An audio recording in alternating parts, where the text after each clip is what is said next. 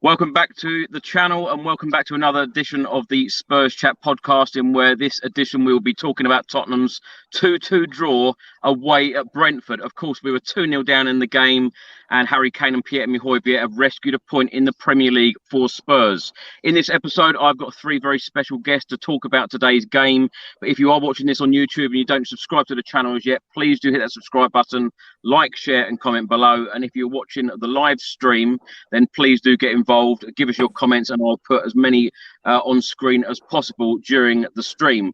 Now, let's introduce the three very special guests. We've got Gary Maloney back with us. Gary, how are you? How was your Christmas? Yeah, really good. Just usual for me. Sorry, my ring light and the phone's falling. Apologies. Yeah, good. Same old sweets, chocolate, ate too much, drank too much usual, but was really good, thanks. And usual Tottenham on Boxing Day. So, yeah, game of two halves, same old. We'll come on to the football shortly. We've also got channel regular Josh back with us. Josh, how are you doing?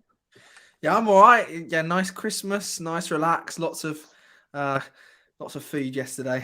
Feeling a bit full up, but yeah, enjoyed the game today. It's nice to have Tottenham back. And we've also got channel regular Craig back with us. Craig, how are you? How was your Christmas day?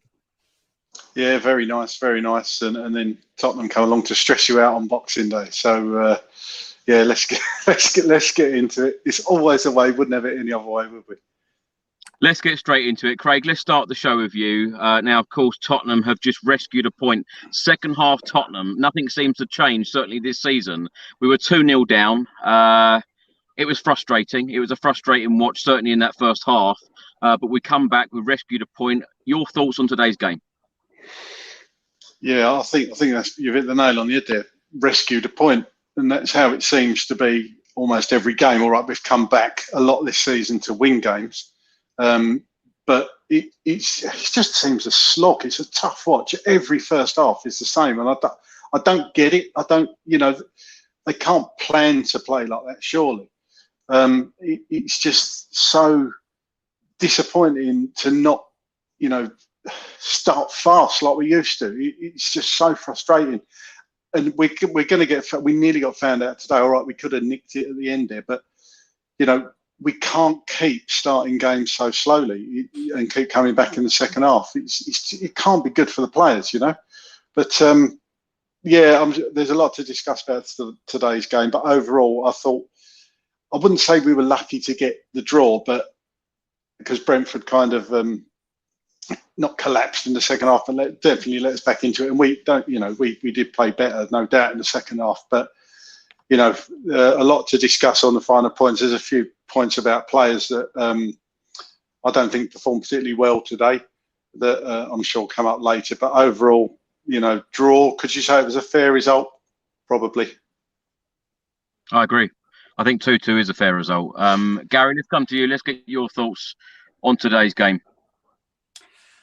Yeah, just apologies first. I'm upstairs on the top floor because I've still got lots of family over and stuff. And you know what I'm like on this show, so they've put me up to the top floor. So, but going in regards to the game, I don't know. I thought we really deserved to win it. If I'm honest with you, first half performance as usual was rubbish. Tottenham are just appalling starting games. But I think overall in the second half, I think we were the better side and we had more chances, more clear chances. Obviously, Son had one near the end. Kane hit the crossbar. There was a few good chances, and I think it's just very frustrating with Tottenham because I wasn't even the slightest bit worried when we went 2-0 down in the first half. I just thought we'll play a lot better second half and we'll probably scrape a point, if not win it. So it was pretty much what I expected. But overall, I think we probably edged it and deserved to come away with 3 points, I think. And on another day, we probably would have.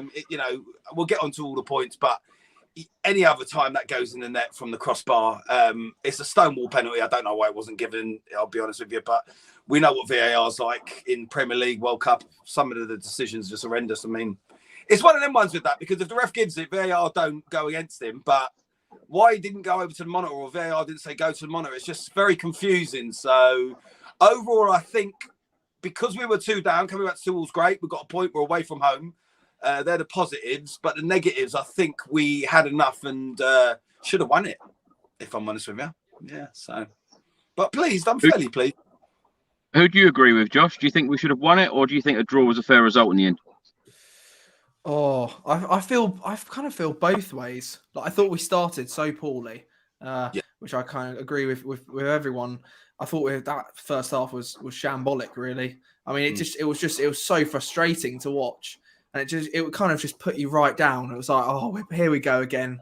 We're back again, but it was a second half transformation, which is admirable. I think it's good to come down back from 2-0 down, and at least we got a point. That is a positive to take from the game. At least we got 1 point. We didn't get kind of like mugged and lose the game. We got a point.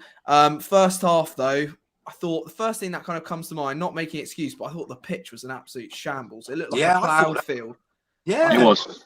And I thought it completely kind of changed the character of the game. Like the ball wasn't moving zippy. The ball was really slow. Everyone looked quite leggy. It literally looked like the rugby lines were still on the pitch from when I think it was like the London Bees or something had played it at the Brentford Stadium. Yeah. I was a bit shocked at that, really. But let's not make any excuses there. That's just part of the game. You have to adapt to that at the end of the day.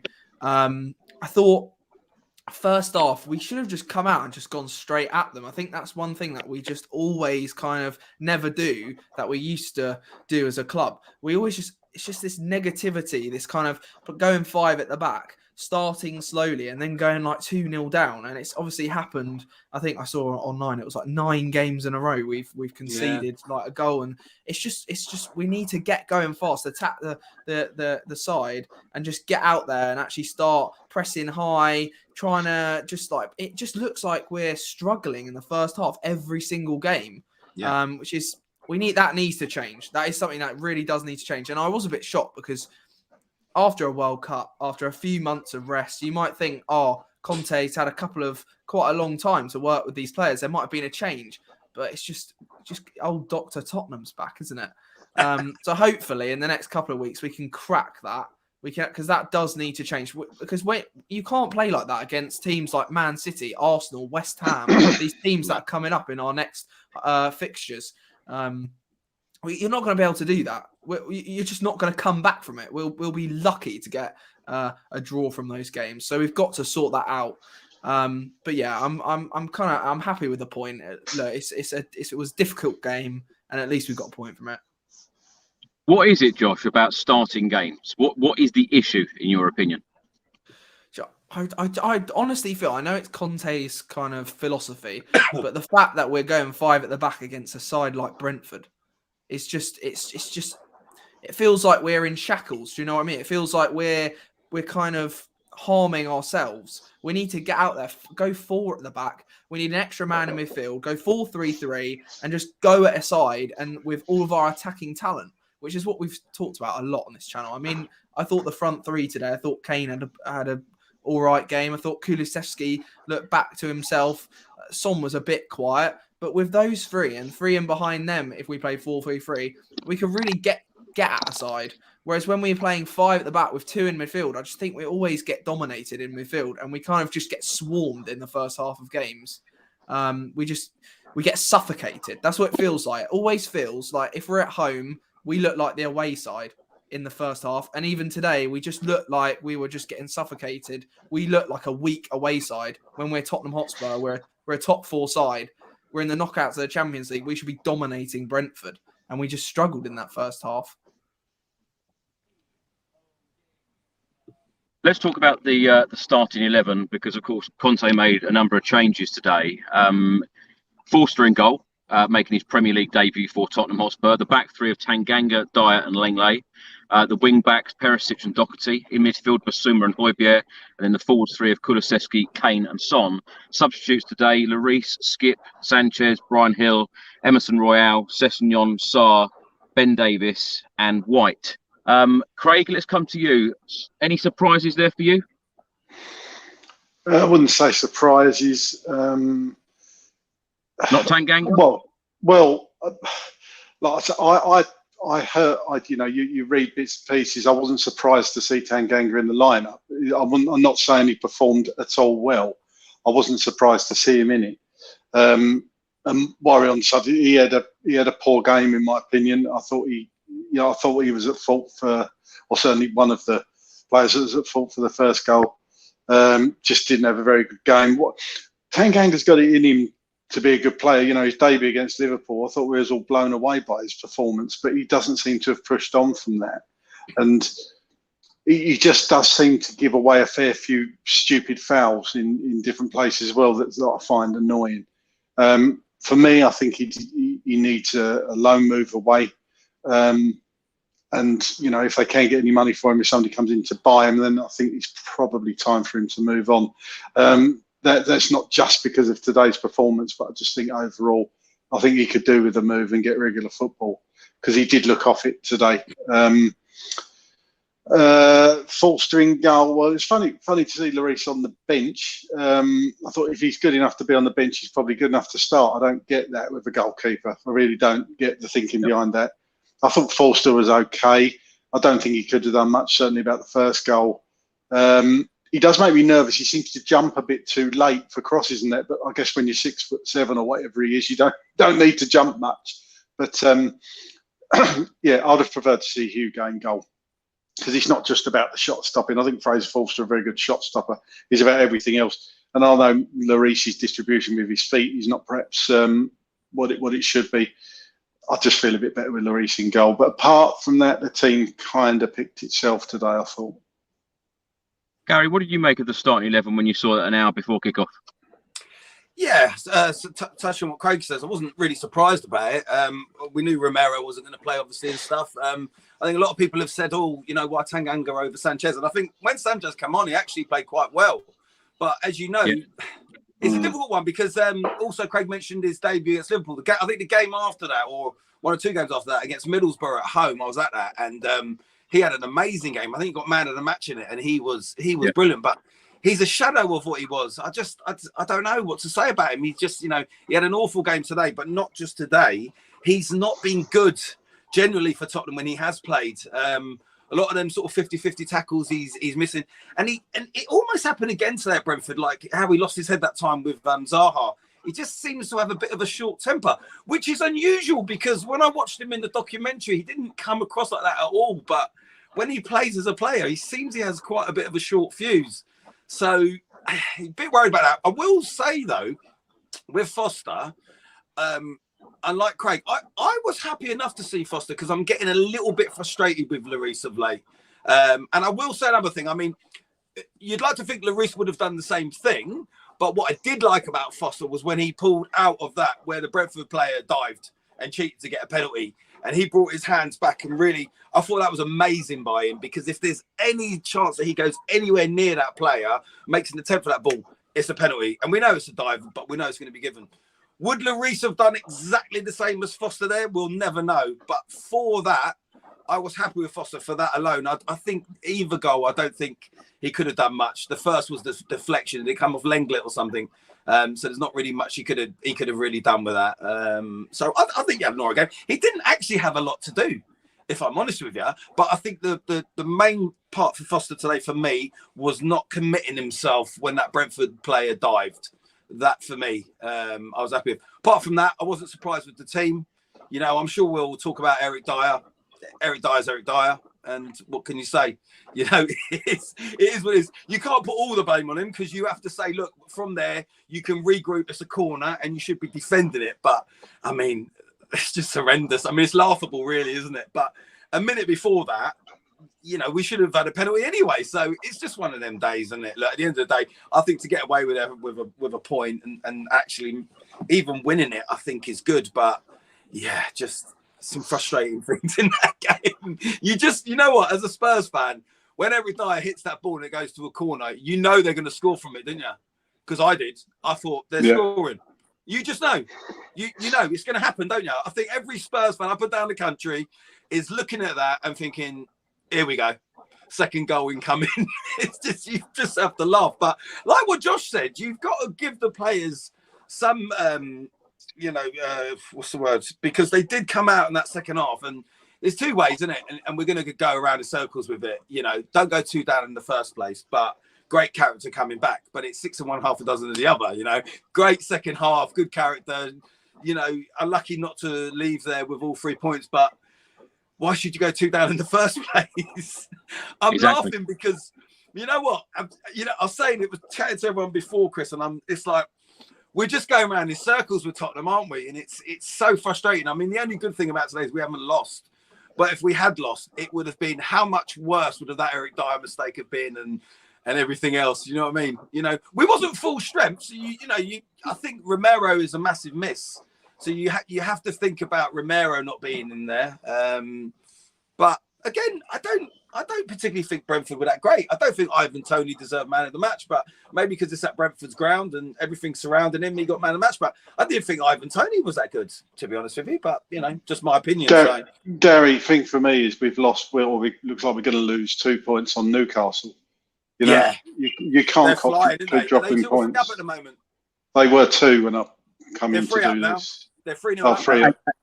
And you know as well that there are so many teams just below us that are going to pick up points and probably heavily invest in the January transfer window as well, which we'll come on to later on in the show. Josh, let me just get your thoughts on the starting 11, because we knew that Fraser Forster was going to play. Antonio Conte said in his press conference that Fraser Forster was going to play. Hugo Lloris would travel and sit on the bench. Are you surprised that, if Hugo Lloris is travelling to Brentford, if he's travelling to the game, why is he not starting? Particularly that he is club captain, and it was his birthday today as well. Yeah, I saw that. Yeah, it's a bit odd. It is a bit odd. I mean, I kind of agree with what Craig said. If you're fit enough and you've travelled and you're on the bench, why on earth aren't you playing? And I do rate Lloris over Fraser Forster. I kind of agree with everything everyone said. I thought it was a bit dodgy in the box. I didn't feel very confident. But again, that penalty incident with the dive, I thought he did very well on that. Totally agree with what Gary said. I thought Lloris, if you kind of switch the roles, Lloris might have made a mistake there, but then you're going into the kind of hypotheticals. Yeah. But yeah, it's a bit of a weird one. I don't know, because Lloris or Hugo always kind of like, he pulls out a save, doesn't he? He might have saved us. He could have got us 3 points today. He might have just made a save or something. And I don't know. We always get kind of a bit unlucky with our second keepers. I never felt that confident in Joe Hart, and he really that was not very great when we lost. I think he was in goal for that Dynamo Zagreb game. That was a shocker, and was never that confident in Michel Vorm. No. Every single time he was in goal, I remember a semi-final, FA Cup semi-final, Man United or something, and we just got done. We're always unlucky with these second keepers, so I just want Hugo back in goal as soon as possible. To be quite honest, I thought he had a decent World Cup. I thought he made quite a few amazing saves. But yeah, I wasn't that surprised in the lineup. I thought it was pretty. He was working with what he had. Conte. It's a shame that Bentancur and Romero aren't back, and we need them back as soon as possible, because I think they just make such a huge impact, especially Bentancur. I'm sure we'll come on to it, but I really don't understand what's happened to Bissouma. Like, he was so good at Brighton, and today I just thought it was an absolute shambles. Like, I love him as a player, and I thought it was a great signing. It was like one of these signings that Tottenham never make. One of Brighton's best players that we've gone and nicked for a decent price, and it just hasn't worked out, has it? So yeah, I just want Bentancur back because he's absolutely world class, and same with Romero. And I think we really did miss them today. It's fair to say that we did miss a few players today, but as I always say on these shows, it's about the players coming in and grabbing their opportunity. When they get it. I don't feel that a few players, certainly Bissouma or Jabba Tanganga, have done that today. Craig, let's come to you. And another subject we talk about a lot, free kicks. And I cannot believe we're talking about this again in the 11th minute. Heung-min Son with a good run, brought down, and then up steps Harry Kane. Of course, Harry Kane has had a hard time, at the World Cup, missed a penalty.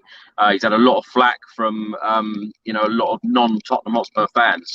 And by the way, the support for Harry Kane in the away end today was absolutely superb. And I'm so glad that he got on the team sheet, on the score sheet again today. He has now scored against every single Premier League club that he has faced. And the highest goal scorer in Boxing Day history in the Premier League. What do you make of this situation of Harry Kane still on the free kicks?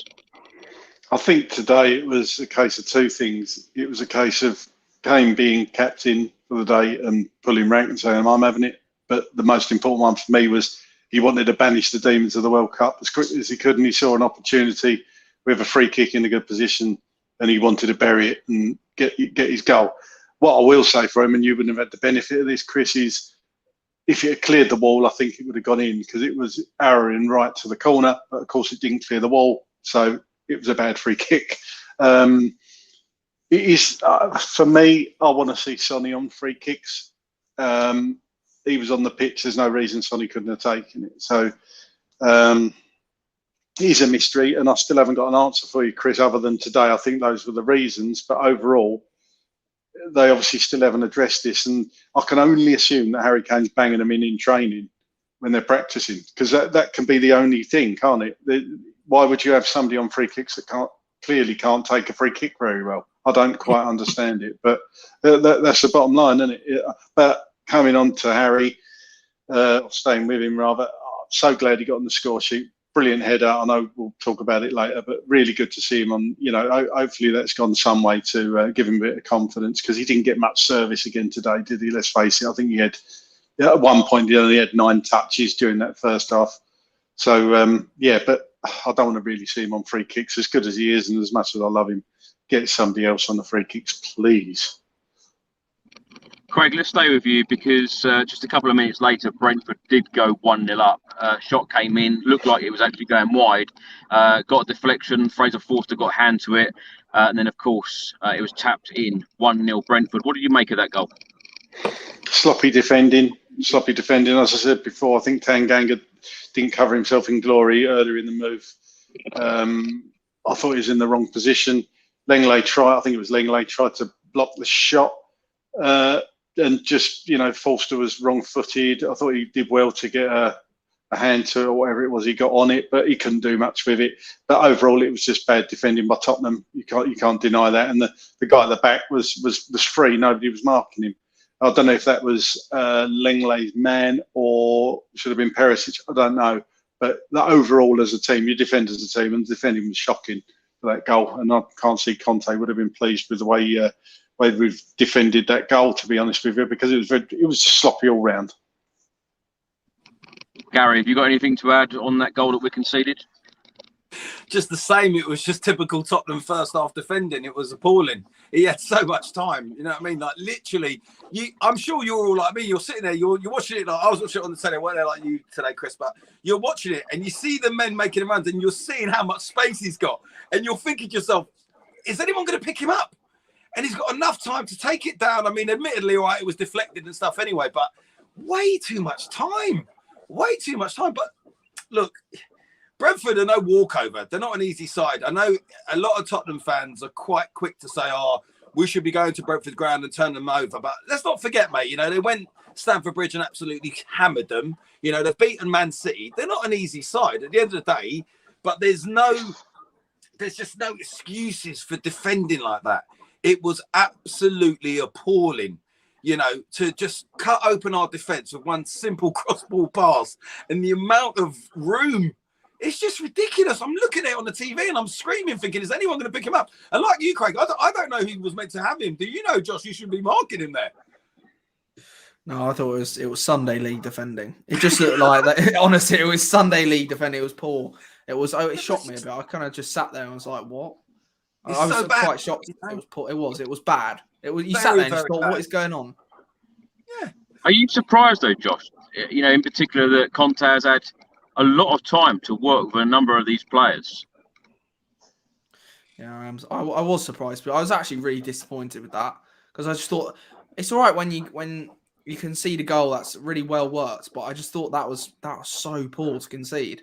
It was just a shocker all around. There was no composure. It just looked like they just hadn't. I don't know. It really shocked me. I was like, "What are you doing, Spurs?" They just lost their heads for a moment. It's like you've got to be at it for 90 minutes, and they just lost it there. And I just thought that's really poor. You can't play like that against a side like Brentford and concede a goal like that, because, like you said, I think Craig said, we can't afford to keep dropping these points. We've got to try and get top 4. And if you're going to drop points against Brentford and other sides are doing very well, like the Newcastles, I think they're 3-0 up now, as you said, we're going to be in the Europa League again if we keep doing this. We cannot afford to concede those types of goals. We can't afford to drop these types of points. like, and I totally agree with what's, like you said, there's some Spurs fans say we should go and turn over Brentford. I mean, Arsenal went to their place and turned them over 3-0. Why can't we do that? Yeah. Why do we have to make it so difficult for ourselves? I think they're the only team to beat them there, though, are they?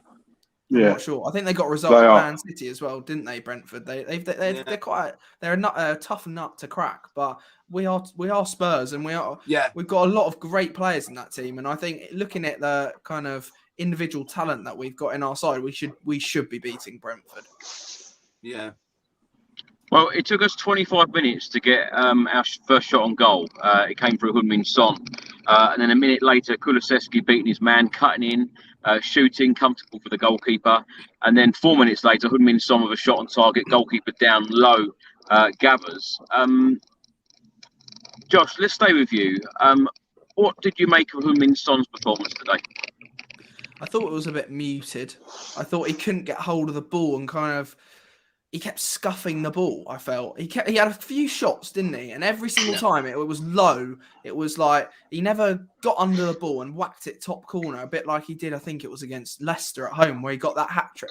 Oh, brilliant! That was unbelievable. And every single time he was played through, and then every single time he just got his foot under the ball and whacked it into the top bin. Today he just couldn't do that. There were a few, even right at the death of the game, there was a chance, and he just kind of like whacked it bottom corner with no power. Do you know what, Josh? It's so weird, Craig, and you'll say the same. He just goes quiet for so long sometimes, doesn't he? And then, like you said, that home game against Leicester, he comes on, whether or not, he was substituting that game and then he was brought on after, and he was just absolutely amazing. So he's got it in his locker, but he just goes quiet sometimes for big parts of the season, which I don't think it was his worst game today, because, he did improve as the game went on in the second half. He had a couple of chances and stuff. But it's almost like he is a bit slow at the moment, isn't he? Just doesn't seem himself. Yeah. Like the ball sort of gets caught under his feet and he doesn't get the pass away. And his runs ain't timing just right. It's not the Son we know, is it? It's just a bit frustrating to watch him at times. But I did think as the game went on, I thought he did get better. I was fairly pleased with him by the end of the game. Obviously, it would have been better if he scored, but it's a funny one with Son, isn't it? Craig, let's come to you. Just before half-time in the 43rd minute, it looked like Brentford went 2-0 up with Ivan Toney scoring a great goal, rounding Forster. It was eventually given, the offside flag went up. What did you make of that goal, and how much offside actually was it? It was close. It wasn't like yards and yards offside. It was close. I must admit, when I saw it obviously in real time, as soon as he went through, I went goal, because that's how close it was. I genuinely thought he was onside. Again, sloppy defending. Bissouma fell over the ball. Happened quite a lot, as I think we covered. There was a lot of players either slipping or miscontrolling the ball. Bissouma fell over a few times, Craig.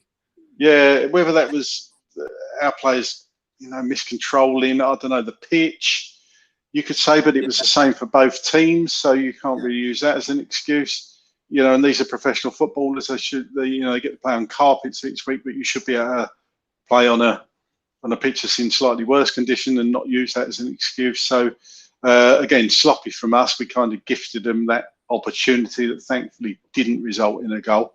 I can't use any other word than sloppy, and as Josh said, it is Sunday league defending. And imagine feeling, or imagine being Tanganga tonight and feeling, he would have come off that pitch. He would have known during the game he's having a shocker. Yeah. And then being replaced by Sanchez. I can't believe that. I would have rather seen Sanchez in than Tanganga, and that's kind of the situation we're in at the moment. The defenders that are even coming in second, third choice, they're just not good enough, albeit that I thought Sanchez did play well when he came on. But would you have wanted to see him in the starting lineup at the time? Probably. Let's face it, we would have all wanted to see Romero. So it just goes to show that we all think we have got depth, but we haven't really. Our first 11 is as good as probably a lot of teams on paper, but when you take the Romeros out, when you take the Bentancurs out, when you take the Richarlisons out, their replacements ain't that good, are they? So, or they're not been performing. So, yeah, it's there's still a lot of work to be done, and I'm not confident we're going to get it done in the transfer window. But they've got to do something if they want us to stay in the Champions League places, because with this squad, I don't think we've got enough. You know, regardless of what Conte says, he's happy with it. He can't be happy with it because it's there, plain to see where the problems are. Yeah. Craig, let's stay with you because at half-time, of course, it was 1-0. In the 53rd minute, Eric Dier made a clearance. It seemed like Eric Dier had time to clear the ball. He sliced it. It went out. It went out for a corner. And like Gary said earlier, you just think as a Spurs fan, here we go. We're going to concede again. And I tell you what I could not believe is the amount of space and time that Ivan Toney had. You had Pierre-Emile Hojbjerg next to the post. No one seemed to be picking up Ivan Toney, who is a prolific goal scorer for Brentford. I couldn't believe my eyes. What did you make of that goal? The same as Gary, to be honest. You know, absolutely the same. I thought we're going to concede from this, and we did. And in fact, the commentator on Amazon, he said, I would love to see Antonio Conte's face if this results in a goal. Of course it did. And I don't know if the camera cut to Conte, but oh my God, it was just painful. I mean, look, people make mistakes. I get that, but our defenders and, you know, we all know Dier, he's obviously not doing it deliberately, but he is prone to the odd error like that, isn't he? So again, sloppy. Yeah, exactly. Just sloppy, under no pressure, as you say, Chris, and shinned it out for a corner. And you're putting your team under pressure in a game where you're already struggling in, and you know, not going to help, is it? You know, is he good enough? I'm sure there is better out there, and you know, I know you mentioned Harry Maguire on the chat, Chris, and I think you expected me to say no. Oh, I'm not even going to say anything about Harry Maguire. Is he better than Eric Dier? Possibly, in my opinion. But there you go. I'd rather have somebody else. Not brilliant. I hate digging players out, but I think that when you've got someone like Antonio Conte and you want Conte to take Tottenham Hotspur to the next level, I think that, you know, there are a lot of places that need a lot of players that need replacing. And it's funny, Craig, about, you know, the replacements coming in. You know, there's hell of a lot to do in the transfer window to bring us up to, you know, the other teams right up there in the Premier League challenging for trophies. Gary, let's come to you. Let's try and turn this around into a bit more of a positive show, because in the 65th minute, Spurs pulled one back. A fantastic cross from Clement Lenglet, and a fantastic finish from Harry Kane. Brilliant header, absolutely brilliant. You know, timed it. Great cross, by the way, as well. But got his jump up, you know, and just a lovely connection with his head. And he's so good at that, Harry Kane, you know, and all this stuff that's been going around after the World Cup, you know, listen, at the end of the day, it's not fazed him in the slightest. And you know, and that's why I wanted that. Well, we'll get on to penalty, but we all know that was the penalty. And I really wish we did get it, because that would have been even better for Harry Kane, just to shut up, you know, all the Arsenal fans, the Chelsea fans, because they're the only people talking about him missing the penalty. There's not any other real proper supporters talking about it. But great header, took it perfectly. The way it comes off and spins top bins, it was absolutely perfect. And then you knew from that goal onwards, we was just going to crack on and we were going to go on, get an equaliser and even possibly win the game. And that's what's so funny about it, because at half-time when we're 2 down, I'm not actually even too concerned. I think if we were playing the likes of Liverpool or someone like that, maybe I'd be more concerned. But because it was Brentford, and look, Brentford are a good side, but I think because it was Brentford, I did feel the second half we would turn it around. And just a great goal all round, and perfect for Harry Kane. You know, he would have been itching to score. And like, you know, Chris, he always scores on Boxing Day. So, you know, he could have had a hat-trick another day. You know, he gets the penalty, which was 100% penalty. And that one is, you know, we're talking millimetres off the crossbar. I think he had another chance as well. So another day he gets a hat-trick. But I'm pleased for Harry Kane. It's good for his confidence. Although I don't feel, the thing with Harry Kane is his mentality. We've been there a few times with Harry Kane before, you know, when things ain't going right from that. He's the perfect player. He almost seems to thrive on pressure. Now, you know, it's not nice missing a penalty. I get that. But look, he scored one in that game. You score some, you miss some. There's been a few occasions where 2 penalties. I think it was Liverpool away. He scored. He missed the first one, and in the last second of the game, when I think Lamela went over quite easily, a lot like what the Brentford players were doing today, we got a penalty. That was pressure. He scores it. I think people are quick to criticise Harry Kane, but I will say with penalties, there is a little bit of luck with penalties. But when it comes to being one of the best strikers in the world, that's not luck. And that header typified Harry Kane, how good he is in the box, getting up, making space, and getting Tottenham back into the game. And, I was going mental, like I'm sure all the Spurs fans were. Brilliant, absolutely brilliant. Josh, how important do you think it is for Harry Kane to have got on the score sheet today? For him personally? Yeah, I think it would have done him a lot of good, to be fair. And it was a great finish, a very, very good finish. And I was very happy for him. I think mentally that would have done him a lot of good. I think that, but it kind of, if he'd gone on one of these like kind of August, how he doesn't score in August, a bit like that. If he'd gone on a little run and he hadn't scored more goals and the pressure was building up, and it might have got to him a bit. But getting that goal straight away like that today, it was a great finish, and I'm really happy for him. I hope he gets a lot of goals now, and hopefully he can challenge for the Golden Boot, because he's not that many behind Haaland. He's about 5 goals off now. I think 5 or 13. 6, 5 now, maybe 5. I think it's 5 now. If he can do it, I think he can do it, and we've just got to create him more chances. Like you said, we're talking about a handful of chances here, but a top striker like Harry Kane, he should be having so many on his plate every single game. Like I remember in the past, we just create a lot more chances. I feel like we're scraping the barrel a bit with creativity. We are struggling still with creativity, and we just need some more creative players. I think that's a key kind of target for January. I think we need to get in a creative player. We needed one in the summer really as well. Obviously we've got Richarlison, and he'll come back, and I was thinking about this as well. I think it'll be brilliant if we could get Richarlison, Kane, Son, and Kulusevski in a kind of front 4, and maybe drop Kane to like a 10 and play Richarlison as a 9 like he did for Brazil. I think that could work for us, but I doubt that will happen with Conte. I just don't think he's going to change his tactics. We all know Conte is quite stubborn. But if with Richarlison, I thought it was fantastic at the World Cup, and it's a shame he's not playing for us for a couple of weeks, because he had a great World Cup. I mean, some of those goals he scored, and it's brilliant when a Tottenham player has an amazing World Cup. Yeah, it'll be, imagine that he comes back to Spurs off the back of a great World Cup. Yeah, did his goal got goal of the tournament, didn't it? Yeah, that bicycle kick one, I think did. Yeah, amazing, wasn't it?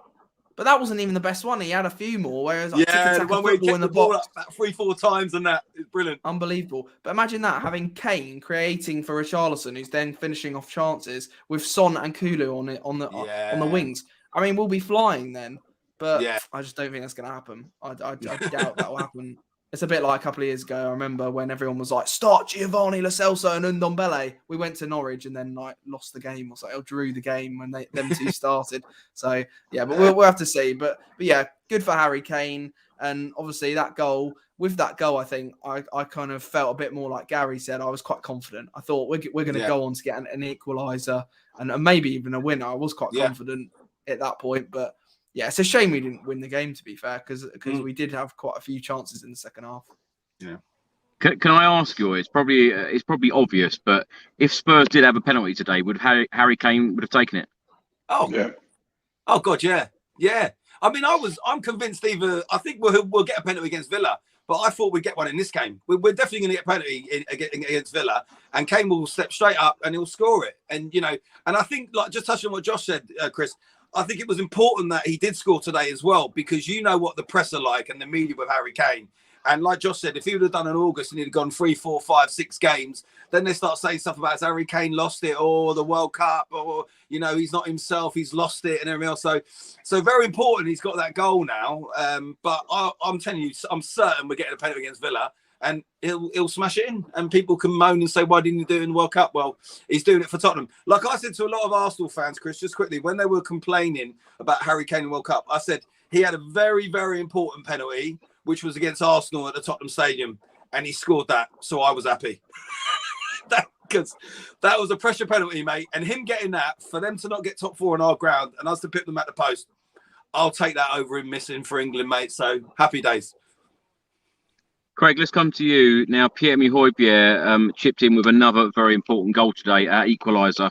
Now, great work from Dier and Kulusevski, cutting it back. Hojbjerg touched it with his left foot and then finished with his right foot. Great finish from the midfielder. Yeah, it was. Yeah, it's surprising to see whether it's part of the training or what Conte wants him to do. It probably is clearly to see, but he's really getting forward a lot more than he was for essentially a holding midfielder. So he's come up with some important goals, hasn't he, Hojbjerg? But let's face it, somebody in that midfield has got to do that role. So why shouldn't it be him? I'd still prefer to see a number 10, a proper number 10 in there that not only a playmaker but can chip in with a few goals. But if Hojbjerg keeps doing that and he's getting a goal every 2 or 3 games, then he's doing his bit, isn't he? Probably started off, in my opinion, quite slow like the rest of the team, Hojbjerg, but kind of grew into the game and improved as it went along and got his goal. So, not a bad performance overall from him. And like I say, much rather see him in there. I personally think Hojbjerg is an incredibly important player, as you can see from the managers that have consistently played him, just how important he is to Tottenham. But he can't do it all on his own. Craig, let's stay with you because in the 79th minute, of course, we were chasing the winner. Perisic put a cross in, Doherty headed over. We always talk about the right backs on this show, week in, week out. And we always bring up Emerson Royale. Well, of course, he didn't start today. Matt Doherty did. What do you think of Matt Doherty's performance today? Again, I thought he started off slow. I think he grew into the game a little bit. He was getting forward, which I love to see from the wing backs, as obviously Conte is going to as well. He was getting into the right areas, didn't have his best game, but for me, still did better than in an attacking thirds of the pitch with better positions than Emerson Royale would ever get in. And, I'd caveat that by saying Emerson Royale is not a wing back, he's a right back. So, and Doherty is a wing back. I thought on the other side, I actually thought Perisic played a really good game. I thought he looked incredibly fit. He seems to play better to me when we're chasing the game. And he kind of get the shackles off and he can get forward and put crosses in. I thought some of his I thought some of Perisic's crosses were really good today. Really good performance from somebody who played a lot of minutes at the World Cup, especially at his age. Shows you how incredibly fit the guy is. Straight back in the team. And one of our better players today, I thought. Are we all agreed that we do prefer Doherty than Royale? Are we all agreed on that? Are you even asking? I'm just checking with the panel because I think it's a no-brainer. I think Doherty to me is like a much better player. And I mean, I know they're only friendlies, but he got a couple of goals against Motherwell. He scored against Nice. I think he's and up until he got injured last season, I thought he was playing really well. I don't think there's is everyone agreeing? No, absolutely. Where was Spence today? Was he still ill or something? Or don't know, mate. Something's happened with him and Conte. He was missing due to illness midweek, Craig, so I'm assuming today was exactly the same. But can I ask all three of you very quickly, if all of the wing backs are fit, who are the best 2 for you? Go on, Gal. You go first. Oh, it's a tough one. I don't know. Because for me, I'm going to say Matt Doherty on the right, and I'm going to say Perisic on the left. Yeah, do you know what? I do like Doherty, and Chris, I know you and me were talking about Doherty before he got injured last season, and he was having some good games, man, and he's not got a bad shot on him. And I think that's where you got to look at Royale and think he doesn't have a good shot on him. He doesn't do any good passes. I think Doherty's got more in his locker, and Perisic, I think, is a no-brainer. I'll tell you, I know this is really silly, and it has nothing to do with who you think your best players are. But what I love about Perisic is when he does the chest back to the goalkeeper, and he did it in the World Cup lows, and he does it for Tottenham lows. It's so calm and collect. The ball comes down, and you're thinking, if that's Royale, he's trying to boot away ahead of it, and Perisic just goes boom and just chests it back. I love that. He's done that so many times this season, and to me, it's just a sort of a sign of a confident player who can just relax and take his time, and he's not bothered by the surroundings. And so for me, Chris, I think I'm with you. I think Perisic and Doherty, and I do like Doherty. I think he's all right with what we have. Yes, we could improve on Doherty. That's the thing, isn't it? So yeah, I agree. I'll go for those two, Chris. I mean, you know my feelings about Spence, but I can't hand on heart put Spence in that team because I haven't seen enough of him in a Tottenham shirt. So I still think if he gets a decent run and next season, obviously, because I don't think he's going to get it this season, I still think Udogie and Spence as our wing backs would transform the team. And I've said that from day one. Yeah. What about you, Josh? Yeah, I agree. I was going to say about Udogie because he's on loan, isn't he, in Italy? And he looks like a right player. But obviously Perisic is getting a bit old and he's not going to be a long-term player for us. He really is getting old. So yeah, and obviously there are prospects, aren't they? Jed Spence, a young lad. Matt Doty's cracking on a bit as well. Same with other players. I was looking at the age of our squad. Like Son is literally nearly 31. He's 30. Jesus, it's quite shocking because I remember when all those. Well, I was a bit of a boy as well, to be fair, but they were young. They were young players when they were at Spurs, and they've all kind of aged at Tottenham, and we're going to be looking at the new generation coming through. Tottenham does that to you, Josh. I know. I feel about 50. Well, that's why we have to act now and get the transfers in because Harry Kane and Son, who the team's kind of built around, are not getting any younger. Kane's 30 next year. You know, Son, as you say, 30, 31. So. You can't wait 2 or 3 years because those two are going to be 2 or 3 years older and they're kind of at their peak. And, as players hit 30, 31, I know they're fitter nowadays than they used to be, but you're going on that path. You're certainly not going up, are you? So as a rule, so we've got to act now and support these players and get the best out of them. Yeah. Well, I agree with what Roy has written on screen here. I would go for Perisic and a new right wing back in January. Personally, I'm hoping that does happen. Now, in the 83rd minute, Davinson Sanchez had a shot at the goalkeeper. A minute later, Tottenham Hotspur hit the bar through Harry Kane. Another fantastic cross from Clement Lenglet. Did you think that Clement Lenglet had this in him, Craig, to produce so many fantastic crosses like he did today? I've actually seen him.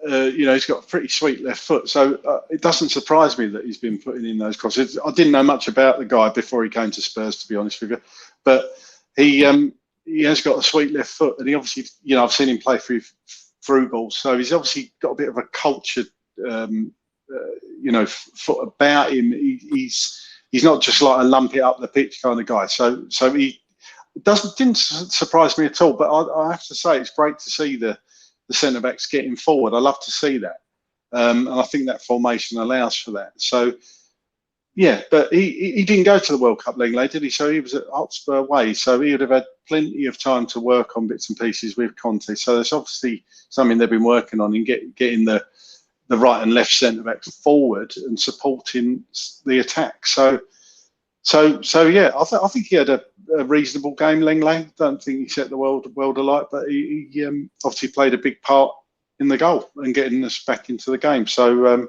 yeah, kudos to him. Who would you rather in the team, Craig, if you had to choose, Clement Lenglet or Ben Davies? I think they both provide different things. I said on the chat in the week, I thought Ben Davies was a good, solid player. Obviously not the best out there. I think everybody could agree with that. But if you're looking for a dependable, solid player that you know what you're going to get every week, I think Ben Davies is your man. I think you get something a bit different with Lenglet.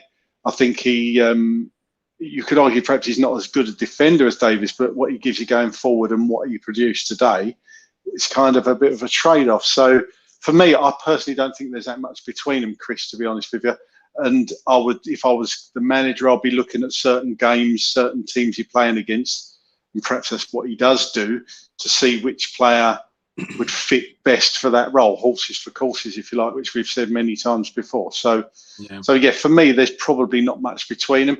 Again, I think there's better out there for the left-sided centre-back than both of those players.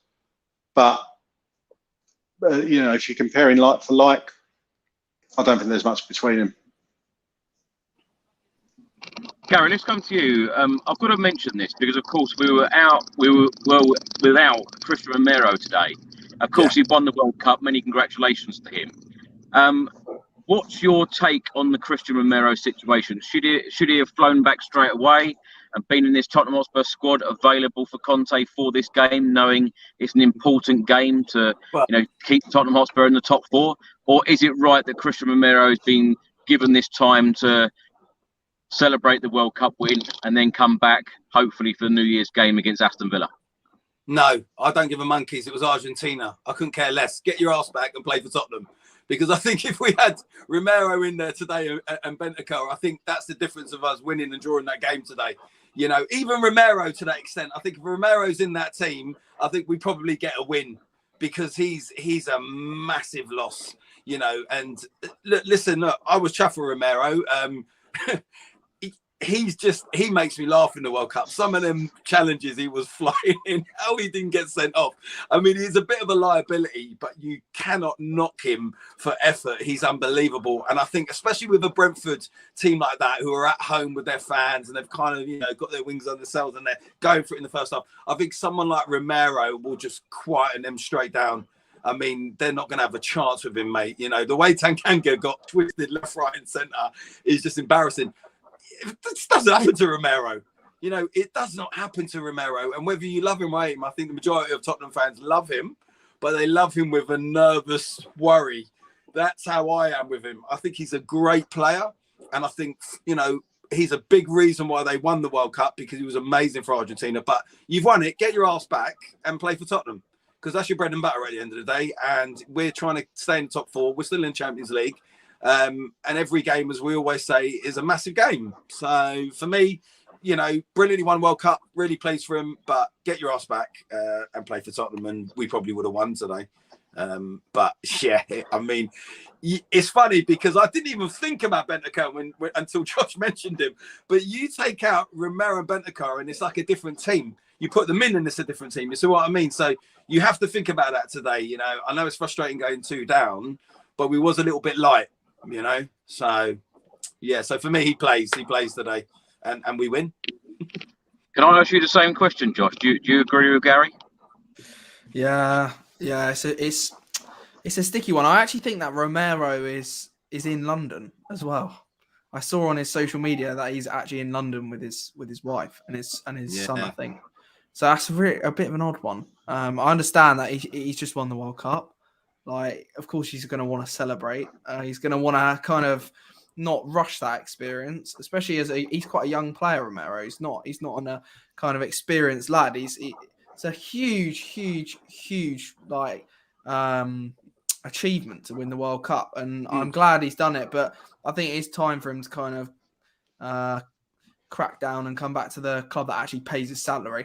At the end of the day, so it is a shame that he wasn't there today because that could be the difference between us getting Champions League and not. 2 points could be the difference between us coming 5th and 4th. I mean, and with him in there today, he's a world-class player. I thought he was world-class at the World Cup, but he said, Gary, he was great for Argentina. Brilliant. Really critical, to be fair. I think without him, without his tenacity at the back, I don't think they would have done it. Even with Messi, no. I think he's as important for Argentina as Messi is as well. I think he's world class, and we're very lucky to have him. But he needs to kind of repay that to us and show what he's made of on the pitch. Because at the end of the day, we do pay him, and he's under contract at the club. But I think he loves it at Spurs, and I hope he's back for this game against Aston Villa. Because we need him back in there. And we need, like I said earlier, we need Bentancur back in there as quick as possible. Yeah, you're right. Because I think he's absolutely... That spine of, if you look at the side, and that spine of Bentancur, Romero, Kane, Lloris, these world-class players in there. But Josh, you're spot on with Bentancur, because I didn't even really consider it. But what was the game? Was it Leeds? It was Leeds, wasn't it, when we came back? And we beat them, didn't we? And that was Bentancur. That was the difference there. Kulusevski and Bentancur and stuff, the way they were playing there, that was the difference. And that's what we missed today, didn't we? We really did miss that, And I think that would have been the difference of just getting the win like we did against Leeds, a few weeks back. I think it's really important as well for us to have a good transfer window. Like getting those two players in January, Kulusevski and what's his name, Bentancur in last January. That was such a coup. If we just need to do that again, we need to get some kind of players in that. They might seem a little bit disappointing. I remember when we've had this conversation before, people were a little bit disappointed with those two players, thinking it's a bit underwhelming. But look at how they performed. We need 2 players in. I think they could do a job and transform our season and push us on to get Champions League football. And I don't know who they could be. I have absolutely no idea. But hopefully Daniel Levy and Paratici, if he's not been chucked in prison yet, can kind of pull something out of the bag. Oh God, Tottenham, mate. Well, 5 minutes from time, Ivan Toney had a chance. He put it over the bar, and in the stoppage time, Heung-min Son had a shot on goal. Goalkeeper saved it. Of course, the game finished 2-2. Craig, who's your man of the match today?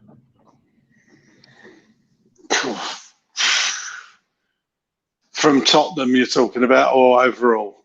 Would you say? Spurs.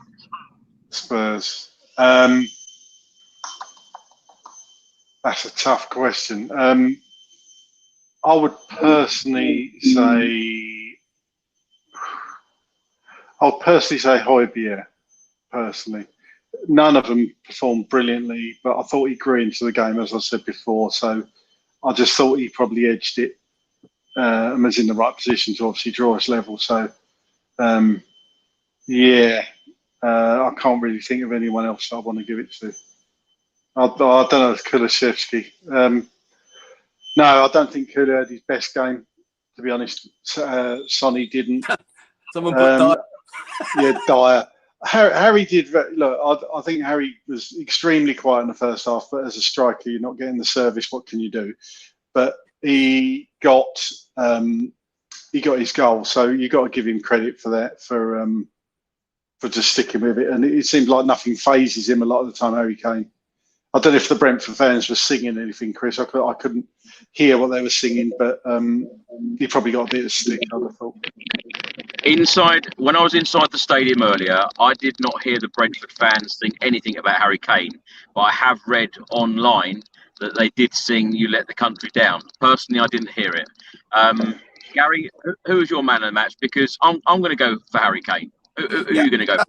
Harry Kane. I said that. I was actually quite surprised because I watched it on the Amazon at the end when they gave it to Ivan Toney. I mean, I can only assume because it was at Brentford's ground and stuff. I know he got a goal, but I don't think he played as good as Harry Kane. And I think you've got to take off the back of what happened at the World Cup for Harry Kane to then come back, be playing away from home, to score a great goal, to get us a penalty. I know it wasn't given, but he did get us a penalty. So he was in the right area at the right time. That was a God-given penalty. And then again to hit the crossbar. So it wasn't his best game by all accounts, but I still feel he was the best player on the pitch. Certainly better than Ivan Toney. I mean, I don't know how on earth he was given the man of the match, maybe because he's going to go on a ban for a few months. So they thought we'll give it to him and be nice. But for me, I think just around the World Cup and what happened and the pressure that he must have been under, I think, Harry Kane. Yeah, I thought it was he was man of the match for me.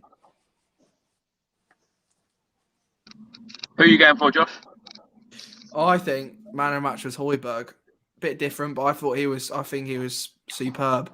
I thought he was really good on the ball, winning the ball back, good dribbling. I thought that the equaliser was superb. Great goal. I think he like we said before, he's absolutely crucial to this side.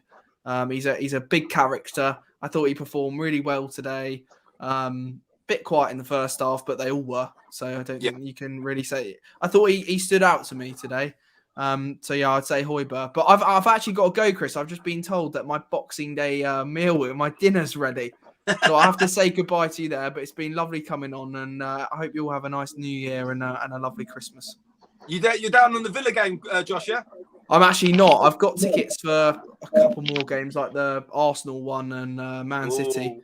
I'm still trying to fight my way for Arsenal tickets, but I'm sure I'll get them in the end. Yeah, hopefully I'll see you around. Yeah, definitely. All right. Take care, Josh. See you later. See you later. See you, mate. Bye. New Year to you. Craig, let's come to you. Let's talk about the transfer window because, of course, the transfer window opens in just over 5 days' time. As we know, earlier this year, we signed Kulusevski and Bentancur. It turned out to be a very, very good transfer window for us. 2 game changers that eventually got us and helped us get Champions League football. Now, in the last couple of days, Antonio Conte said, if there is a possibility to strengthen the squad, we will do it. Otherwise, we will continue with these players, and I'm happy with these players. Do you believe Antonio Conte is happy with the current squad? If we don't do any business in January, surely we have to back this manager. He can't be happy with these players. He can't. I'm sorry. If he's happy with these players, then he's not the world-class manager I thought he was. I'm sorry. We need to make improvements. We need to make improvements. So no, I don't believe it at all. I think it's just talking for the press. In my opinion, if he's not going to give Spence a run, then he needs to ship him out on loan. I don't want to see him go on loan, but he's got to get football. Get in a right wing back, sell one of ours. I think you know which one I'd like to see sold. A versatile centre back I would like to see, and if I'm being really, really picky as well, an attacking midfielder. That's the areas I think we all agree that we probably need to strengthen in as a start. So yeah, for me, we need improvements brought in this window. Craig, what do you think the minimum requirement for Antonio Conte is? Because he said about club policy, not going to earn money and are on big wages. What do you think the minimum requirement for him is? Because when you think about it, Kulusevski and Bentancur, not a lot of people, not a lot of Spurs fans knew a lot about them in the January transfer window. And back, on the 31st of Jan, there were a lot of Spurs fans disappointed with the window. But of course, as I said earlier, they turned out to be, game changers for us and helped us get Champions League football. So surely we need another very similar window. But I think Antonio Conte, in a roundabout way, is saying that we're not going to be buying or bringing in household names. I'm not too fussed about household names because what you've said there is kind of proved the point. Yeah. Bentancur and Kulusevski were not household names. No. But look what they've done to the team. So I think as long as you're giving Conte the players he wants and the players he thinks would thrive in this team, and more importantly, players that would come in and challenge for a first 11 spot, then you're kind of giving Conte what he wants and you're halfway there. What he obviously doesn't want to do is just bring in squad players. I think we all agree that you need players to come into this team that I say is going to go straight into that first 11, or at least have a chance to affect the first 11. So you've got to give. You can't. How many times have we said this on the channel? And it gets boring after a while. But you've got to give Conte what he wants. Somebody like Conte. You can't. As Daniel Levy, I don't believe half I read in the press. They talk every day, whether that be Paratici to Conte to Levy or whatever. Levy will know exactly what Conte's asked for. So if the funds are there, I'd really like to see him draw down that extra 50 million to put towards transfer kit. I don't see why that's not happening, because we were led to believe that is going to be strengthening the first team squad. So I think that needs to happen. Whether it will now, we've only got 4 or 5 days, but who knows? This club never ceases to amaze me. So we need to do business in January, Chris, but you've got to give Conte the tools that he needs to do the job. And if once you get in a position where Conte's got all the tools he wants, and I don't think that process will ever end, I think it's an ongoing process, but you can get to a point where you think, yeah, do you know what, our squad's quality, and he's still not doing the job, then there's other conversations to be had, and what the factors are, why we perhaps haven't won a trophy or whatever. But we've got keeping top 4 is paramount, and I'm sure the board know that. So stands to me, stands to reason. They've got to invest in January. Craig, I'm telling myself that I think that Spurs will sign 2 players in the January transfer window, and it's going to be a similar window. Hopefully, it'll be a similar window to last year, where these 2 players walk straight into the starting 11 and improve us. Surely that is an absolute must. And I'll tell you what, me personally, I think I'd be very surprised if one of them is not a right wing back to improve this side. What What are you really expecting? What are you really hoping for? Well, as I said before, hoping right wing back if he loans out Spence, a couple of players out the door, a versatile defender, and if, as I say, if I'm being greedy, I'd love to see somebody like a Maddison come in. But if you're saying household names, Maddison's household name, so perhaps I am being greedy for 3 players, but I think it's generally doable. What I do want to see is actually try and do a bit of business early on. So we've got that player for a majority of January rather than coming in on the last day, because otherwise you're another month into the season. That player might take another month to get used to the way Tottenham play. We haven't got that sort of time. It's clear to see with the teams below us, as you said, somebody's going to go above us today or tomorrow, I would imagine. And before we know it, we'll be 5th or 6th, and then you're chasing again. So we need players to come in early in the January window to affect this team as quickly as possible. Gary, let's come to you. What are you expecting in this January transfer window coming up? Yeah, what you said, I think it'll be a couple of players in. But again, you know, like what Craig mentioned, it doesn't necessarily have to be household names. And when you look at them down the road, they didn't, you know, they've got no massive household names, but as a team, they've been playing well. So, you know, it's doable. You can just bring in a couple of players. I mean, the thing is, when I look at the players that we have at the moment, like, you know, the Ben Davies and the Dier and stuff, I think it's just the amount of mistakes. Ben Davies, even in the World Cup, made a few mistakes, you know, cost goals and stuff. I just think it's the level of mistakes. I think we have got good players. We are a bit light at the moment because we need Richarlison to come back, Bentancur, Romero, but we still need to strengthen a little bit. And we just need to bring players in where you just feel a little bit more confident in those players. They don't have to be like household names and be world stars, but let's be honest, none of us really feel that confident when Sanchez or Dier have the ball, do we? Or Royale, we don't. So we need to improve on those type of players, just where, you know, they're not making mistakes in the majority of games, because at the moment, when you look at Royale and you look at Dier, not so much Ben Davies, but again, I go back to the World Cup, he made mistakes in there. These players have got too many mistakes in them, you know, and as Tottenham fans, we're very forgiving towards these players. We say, oh, Dier, you know, he's a good player. Ben Davies is a good squad player, but there's a lot of mistakes in these players. Do you know what I mean? And you see the difference when we brought in Bentancur, you know, players like that who don't have lots of mistakes in them, who do play better. Again, not big household names, but improve the team. So I think if we can I mean, look, today's a perfect example. If we cut out our mistakes, we win that game. Do you know what I mean? Because we had enough chances going forward, and really, both goals were mistakes, you could pretty much say. Do you see what I mean? So cut out the mistakes, bring players in that are not going to make the same mistakes game after game. And, you know, we do your shows, Chris, all the time. We'll be here after Villa game. We don't want to be saying, you know, I'm sure we'll beat Aston Villa, but we'll be having the same conversation saying, oh, well, you know, the mistake Sanchez made, or the mistake Dier made, or when Ben Davies came on, he didn't clear it. You know, we need to improve on them players that we're always, and we're not doing it on purpose, but we're calling them out because they're always making mistakes. And I think that, you know, if you can get in players of a certain level that are a bit better than them, then I think you're already on the win, you know. You already win. It's just, yeah, thank you, Wayne. It is. It's the defence. We haven't got much issues going forward. You're right. Midfield, look, Hojbjerg, I think for me, is probably the best improved player for Tottenham Hotspur. You know, I'm a big fan of Hojbjerg, but I don't think he has quite enough. He's got better. He's got a good shot on him. You know, he scored a goal today. He got the winner in the Champions League. Amazing. I love him. But I just think we need just a bit more, you know, and defence-wise, we certainly need more right wing back, you know, you name it. There's just certain players. You don't see players like Perisic and that really making many mistakes, do you? Do you know what I mean? So you have to just look at your players and think what ones are making mistakes week in, week out, and try and improve them.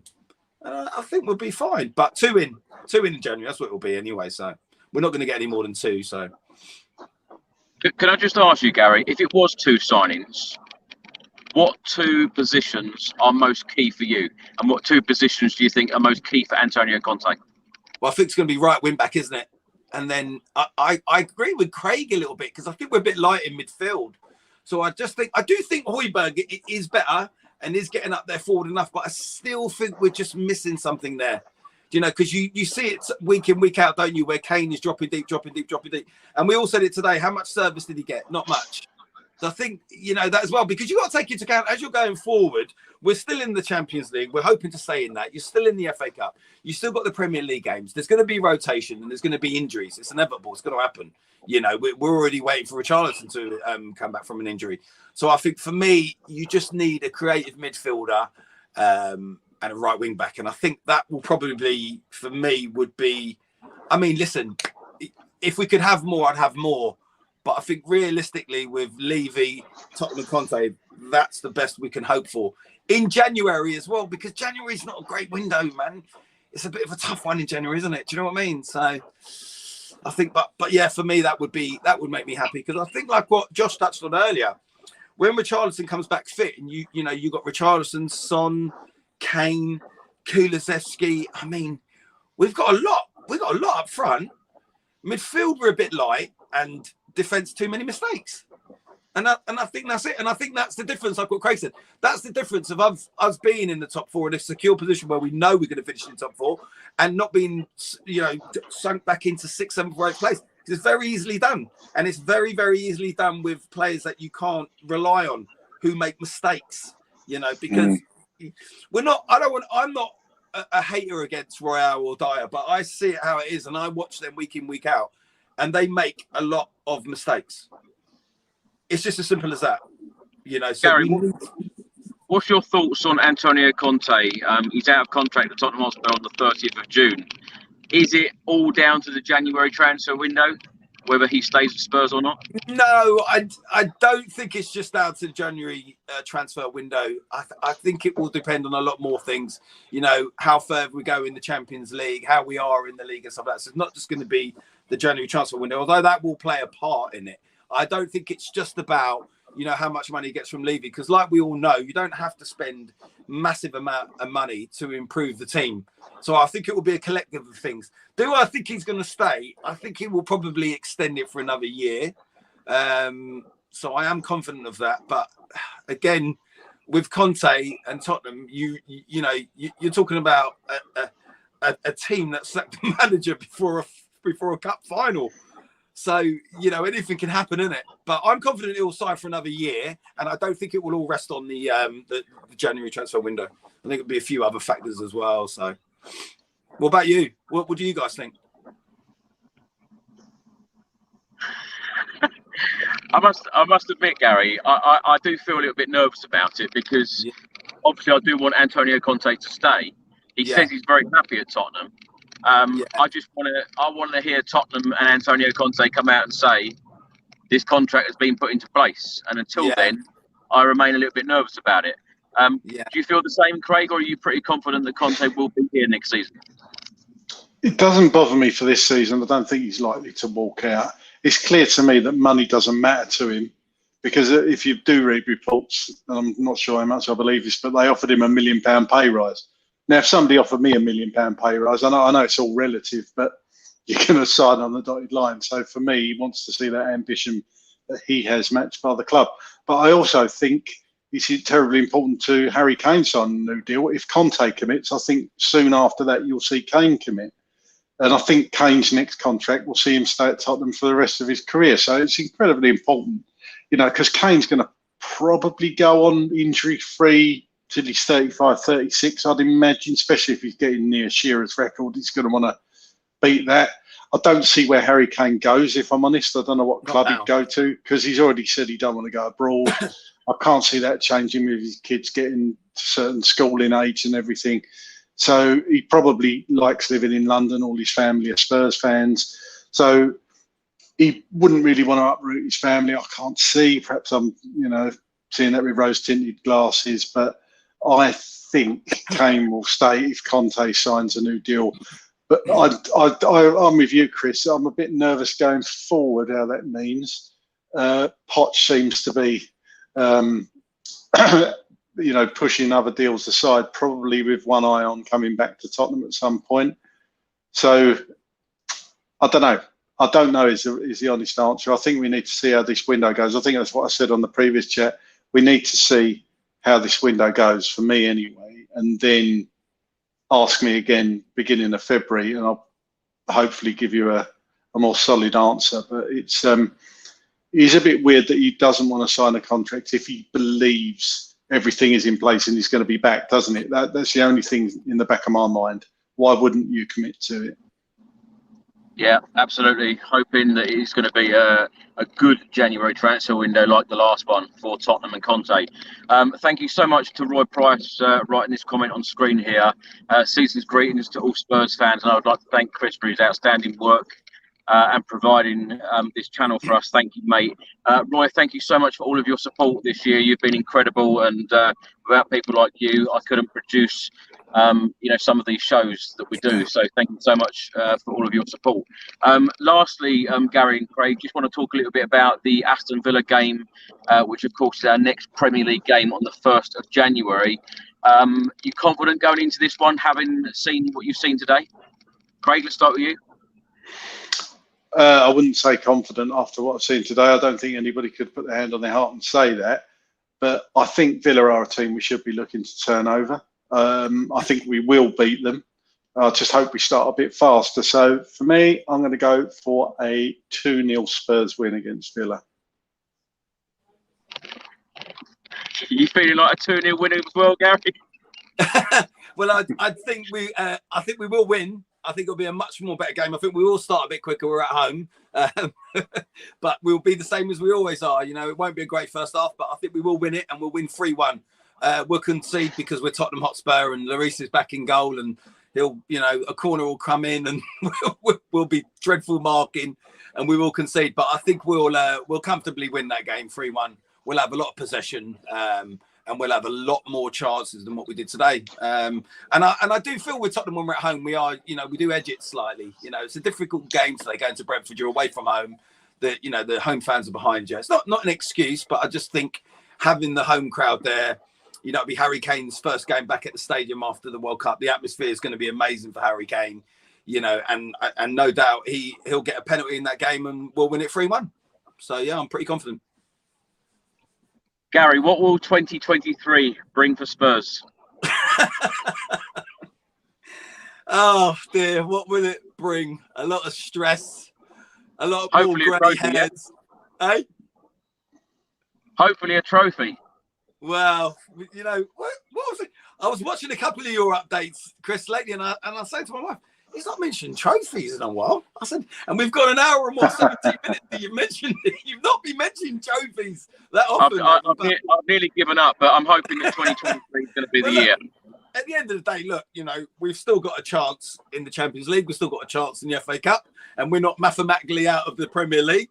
So in that case, we still is an opportunity for trophies. Look, I think Tottenham will be Tottenham. And that's it. I think we're going to have some great games, get some really good results, and then we're going to lose some games we shouldn't lose, and we're going to lose some games we should lose.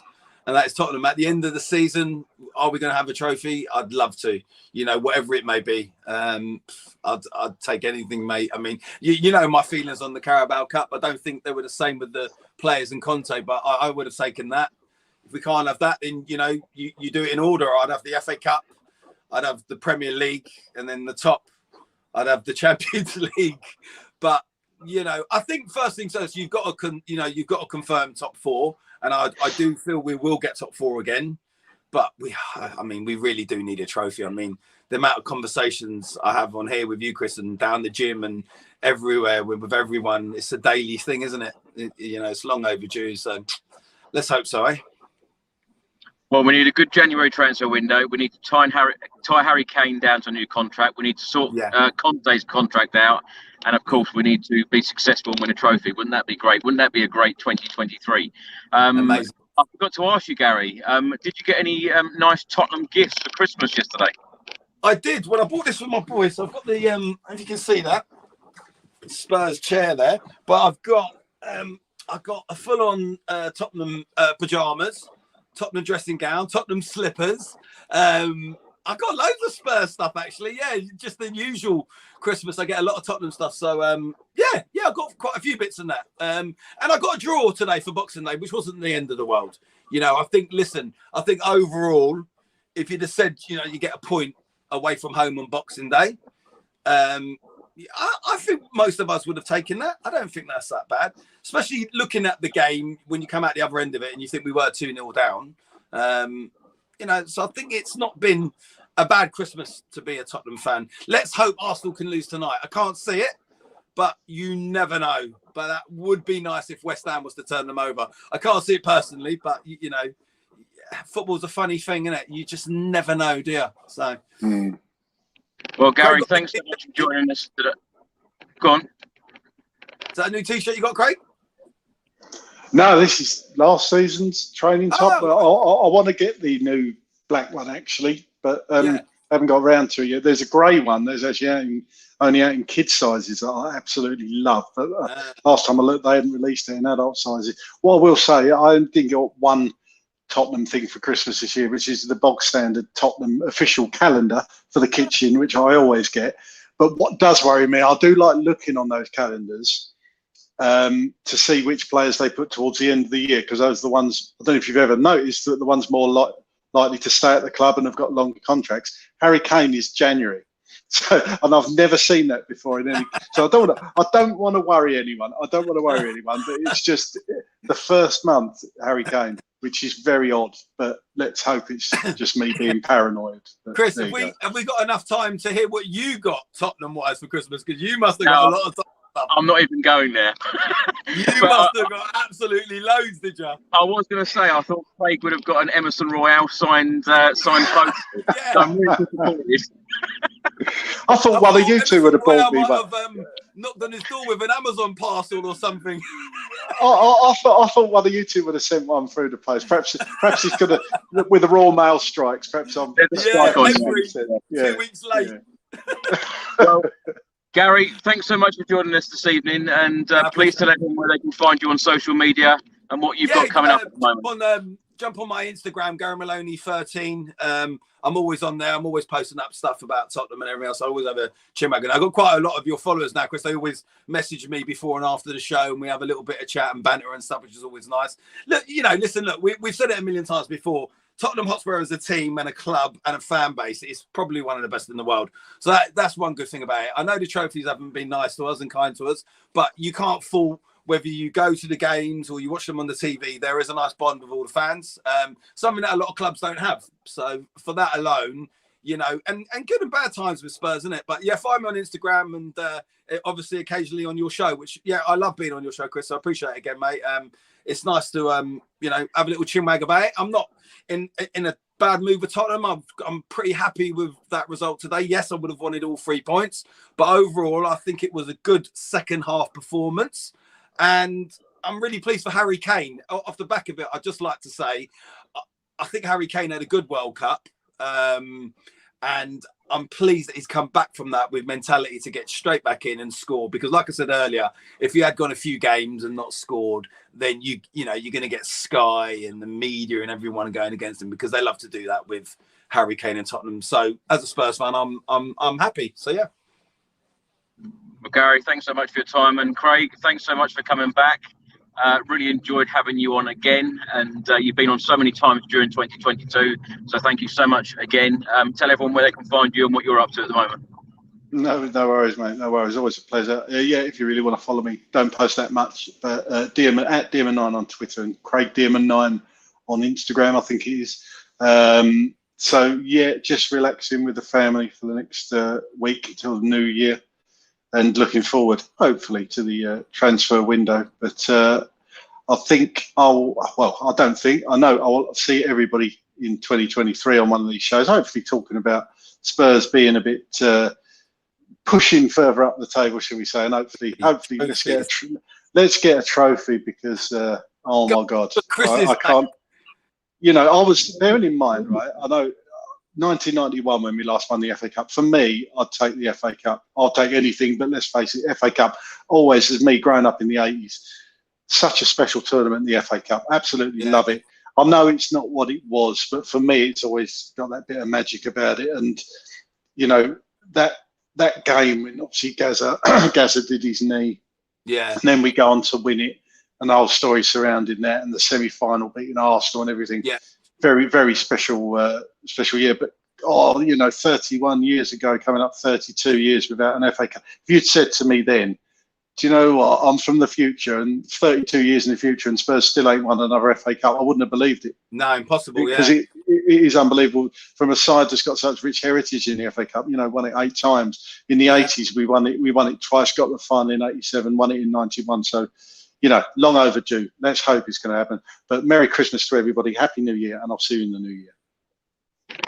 Absolutely, and thank you so much to everybody for tuning in and all of your support during 2022. It's been a great year for me personally and this channel, so I can't thank you all enough for all of your support. We've had some fantastic guests on throughout 2022, and hopefully we'll have a lot of them back and some new ones during 2023. Let's hope that Spurs get back to winning ways on New Year's Day at the Tottenham Hotspur Stadium against Aston Villa. I will see you then, and until then, come on you Spurs. Come on, you Spurs. Come on, you Spurs.